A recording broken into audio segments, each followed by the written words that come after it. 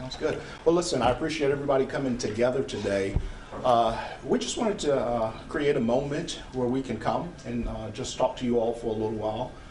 First, acknowledging that our country has had a rough time in the past couple of weeks, and our city is no different than that. Some of the things that we have seen in our city, very difficult times, and we wanted to, number one, first and foremost, make sure that everyone understands that the safety of our citizens, our children, our students is our fundamental concern, and that we work in concert, have and will continue to work in concert to ensure that we achieve that with the very highest success that we possibly can. And so with that being said, we wanted to definitely make time for the sheriff and for the superintendent to have a few remarks, and we will certainly be able to answer a few questions that you may or may not have today. So I would invite Sheriff Hash up to the podium. Again, thank you all for this opportunity to be able to speak to you today. Just reiterate what the chief said, it is our duty to make sure that every day that the citizens of Roanoke City, our kids, are safe. And so, as an agency, we get up every morning, put this uniform on to always do what we call to do, and that's to protect and serve. And so our kids are a part of that priority. And so we want to make sure that we have people in place, practices in place, policies set that dictate what we do as an agency in support with the police department, in support with the Roanoke City Public Schools. And so, again, I'm here to answer any questions that may arise from this meeting. But again, it is my best practice to make sure, again, that the safety of our community comes first. Thank you.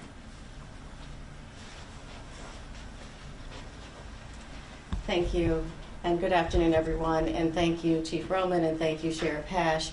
We're grateful for the partnership that we have with the police department as well as the sheriff's department.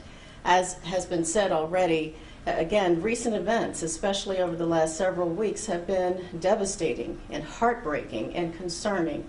And we know that every parent out there is concerned about the safety of their children. And that is our number one priority as well. Safety is our top priority. And a couple of things that I want you to know. We know that you want information, and we want to give you information. There are times when the information that we can provide is limited if it's a part of an active police investigation or if it's a part of a child's record. We're limited by law in what we can say and what we can do. But we give as much as we can to make sure that parents are aware, to make sure that they understand that we have investigated with the police department and with the sheriff's department, and that if there was any real kind of threat or danger, we would communicate that accordingly. We need our parents to continue to work with us as we are working with our law enforcement agencies so that we can keep our students and staff members safe. And so with that, I'll turn it back over to the chief. Thank you. Thank you, Superintendent, and we will certainly make ourselves available to answer a few questions that you may or may not have. Any questions? I know that it's a long process, I'm sure, once you receive a threat or hear about a threat, but what is the process on sorting through and finding out if that threat is credible or not?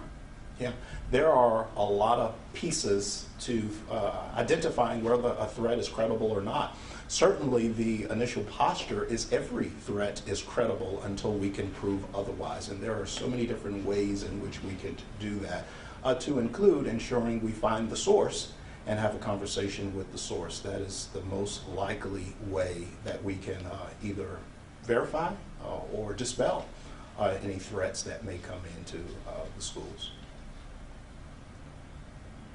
Chief, can you tell us, do you know if there was any indication that there was anything, any connection between this morning's shooting and the rumored threats at William Fleming? So obviously, two very separate incidents, although in some cases the geographical distance may not be great. However, I can tell you that these are two independent instances. I am hesitant on elaborating because, as you know, this just occurred, and so a host of interviews, a host of things are being done to ensure that we understand exactly what happened. But at this point, I can confirm that these are two separate incidents, and the two are not connected in any way, as we know at this current point. Was there a lockdown or other procedures in place at Breckenridge or Preston Park because of what was happening on Williamson Road today? Sure. I can speak to that on a residual level, if you would. Obviously, we want to ensure the sanctity of any safety protocols that's associated with keeping our kids safe. However, I can tell you that there are processes in place, and certainly both law enforcement and obviously the school division will take every possible protocol that's in place to ensure the safety of our kids. And sometimes that includes lockdowns, sometimes that includes shelter in place, and a host of other available means. We're at the end of the school year. We have graduation ceremonies coming up. Will there be additional protocols in place to make sure that we don't have any problems there? We did have an incident, I guess, a year ago. So how can you reassure our community that we'll be taking every possible action we need to there? Sure. With every event such as graduation, we take extreme due caution in ensuring that those events are safe. And so, of course, when we have incidents across our country and even here in our city, we will take additional steps to ensure that everyone involved is safe, with specific emphasis on our children. As the superintendent mentioned earlier, our number one goal is to ensure the safety of our students. So yes, absolutely, additional processes will be in place. Superintendent, did you care to address that part of this? Absolutely. As Chief Roman said, we're going to take every precaution to make sure that our students stay safe. That's what every parent wants. And so whether or not it requires making sure that our students are filing in an orderly way, if it requires us to stagger the arrival in terms of the practices and the arrival time for the actual graduation, we will do so. We do know that we do have more security measures in place as kids and their families come into the graduation. So we're looking forward to graduation this year. And just as I said last year, we're not going to allow anyone to take away this moment for our children that they so deserve. Kind of a twofold question. How many school resource officers are in Roanoke City schools on a typical day? And then also, how many officers responded to William Fleming today for this threat? Yeah. So in terms of the second part of your question, there is no way to have a total accurate count of how many officers respond, because there's so many officers responding, as well as several different organizations responding as well. So I can just tell you that an adequate number of officers definitely respond to not only this, but any incident that we may find here in our city. As it relates to the beginning part of the question, that varies on a day-to-day basis. We try to ensure, both in a collaborative effort with the Sheriff's Office and the Police Department, we try to ensure that our schools have the presence that they deserve. And so that varies from day to day. Sometimes, that may include, a full-time SRO there, or that may include a district officer or a deputy who, is in the area of the school, stopping by the school and just to check in on things. So it's a very difficult question to answer with specific accuracy. Are there going to be any increased patrols for the Iron Man thing on Sunday and the concert this weekend at Elmer Park? Yeah, so obviously, with large crowds, such as the two events in which you have described, planning for those events literally occur a year, in some cases more, for those events. So we believe that we have a good solidified plan to secure the Iron Man event that is coming here on Sunday, actually in part tonight. We got time for one or two more questions, guys. Chief, can I ask just some sort of basic questions? Absolutely. I don't know that I fully understand. There were two threats made to Preston Park Elementary and William Fleming, is that correct? So at this point, we are not at a point where we can say a specific number of how many threats came in, because as you can imagine, in the world of social media, someone may make a statement that can be construed as a threat by one, but not from another. So as we go about the business of identifying what's credible and what's not, we can't really put a number on that right now. Can you talk about the nature of the threat? So, obviously a threat is anytime someone receives a message or something that may indicate that harm is to occur. That may be direct, indirect. So we try to take all of those seriously, which is a tremendous amount of work, not only on law enforcement, but our school official partners as well. And so in saying that, as these things come in, all of us are working together to ensure that each of them get their due diligence. Are they related at all? Unfortunately, most of them are still under investigation. If I was to give you that answer, I may have to change that later. So I don't like answering that question when I have not. And then one last thing about, I think there was a statement about how one was found not to be credible. Is that correct? Or? Well, again, ongoing investigation. In many cases, most are found not to be credible. But we certainly want to give it the proper attention before we make that call, and that's what has been occurring throughout the past day or so, and that's probably what will continue until we're able to exhaust all of those. I have time for maybe just one or two more questions. What kind of consequences will these students be facing for making these threats, whether in school or criminally? Yeah.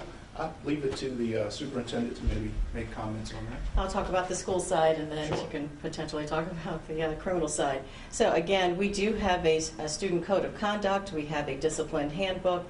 And so based on that, based on the nature of the offense, we follow through with disciplinary actions as appropriate. So depending on that, the threat, the nature of the threat, the ability to act on that threat, and what category it falls in, we follow through with those disciplinary procedures.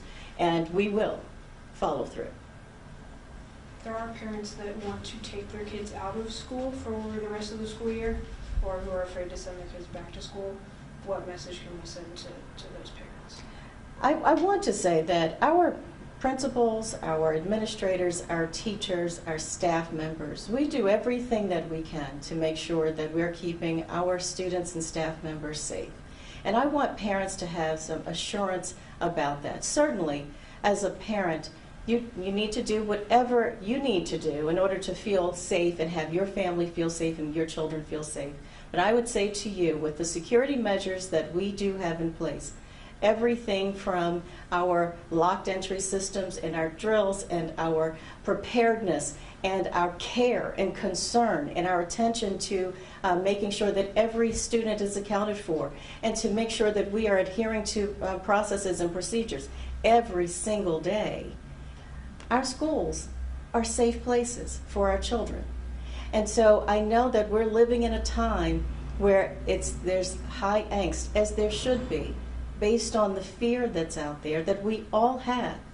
But the way that we have prepared our staff and we have prepared our students and that we have really secured our facilities, I want us to rest assured that our schools are safe places. Can we guarantee that nothing will happen? I don't think any of us can make that guarantee. But I can say that our staff is one that does everything that we can to make sure that our students and our staff members stay safe. And we're committed to that. Chief, can you tell And us? from a legal perspective, accountability is very important, obviously. While we acknowledge and we know that the vast majority of our student population and our community members here in Roanoke do absolutely what they're supposed to do. However, there is a very, very small amount of people that sometimes don't. And from a legal perspective, the sheriff and I, our departments, our staff, work well together to ensure legal accountability in collaboration with the Commonwealth Attorney's Office, is certainly met. So we will do everything we can when appropriate. And in instances like this, it may be appropriate to bring charges to those people to hold a level of accountability there. So, Sheriff, would you like to add anything to that? Tell about that? Chief, can you tell us if the child at Preston Park has been charged? Obviously, we like to be as transparent as possible, but at the same time, we also have to protect the identity of our juveniles as defined by law. So unfortunately, that's not a question that I can answer right now. Hopefully at a later date, I will be able to answer that. Okay, I understand the privacy demands and all of that, but in other cases, in other cities, for instance, we have been notified about charges, not identities. And so we're just wondering why we're not able to get at least the information on charges being placed, even if we can't, get Yes. the identifying information. Great question. And one thing I can assure you that between my office and the sheriff's office, that we will definitely, once charges are placed, we will definitely get that information to you all. I would just ask that you stay in contact with Caitlin or the representative from the sheriff's office to ensure that you get that information. Lastly, I'll say I certainly want to thank the superintendent, her staff, the sheriff and his team, and certainly my team as well for working so diligently over the past couple of days to ensure that our city is safe. And we'll continue to do that work without wavering. And hopefully in the future we'll be able to offer some more information. So thank you.